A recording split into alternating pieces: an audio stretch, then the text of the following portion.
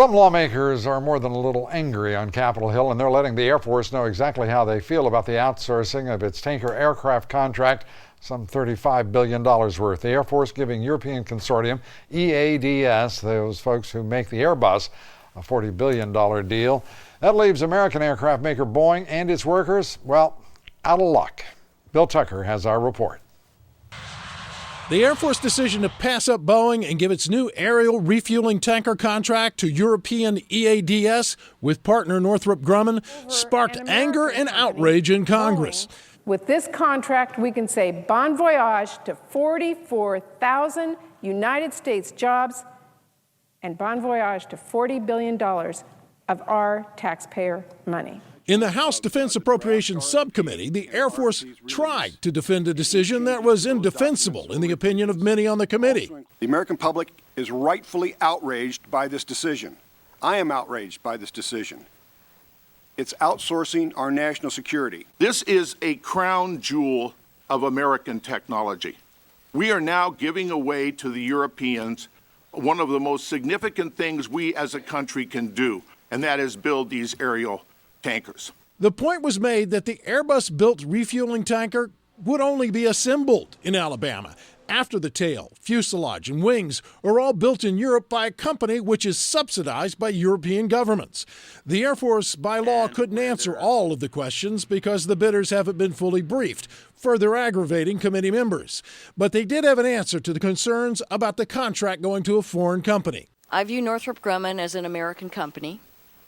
I view General Electric, who has jobs from this in Ohio and North Carolina, as an American company. General Electric will build the engines for the tanker.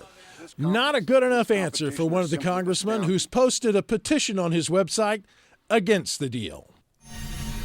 Now, the committee members were also not shy to note that this contract rewards countries who did not support us in Iraq. Those committee members also wondered why the Air Force gave a contract to the parent company of Airbus when we as a country are pursuing a trade complaint against Airbus, arguing that subsidies given to them by the European countries create an unfair advantage for Airbus, Lou.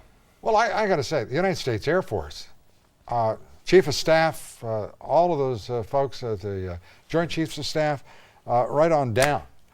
What in the world are you people thinking about? I mean, this is idiotic.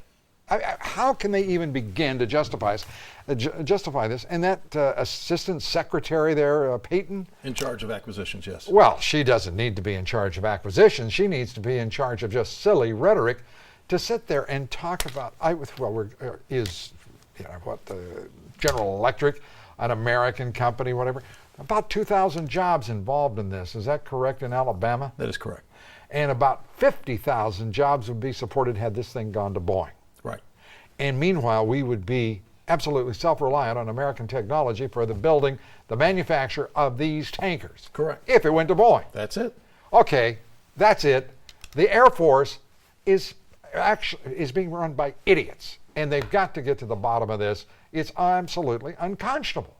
Why in the world are Norm Dix and TR, who bless them for taking this on, how can they put up with somebody standing in front of their committee like this? They were very frustrated at the committee hearing today, Lou, and they kept getting promises of a closed-door hearing that would explain it. You know what? There's an expression they should be given back to the Air Force. I mean, unbelievable. Bill, thank you very much. Bill Tucker.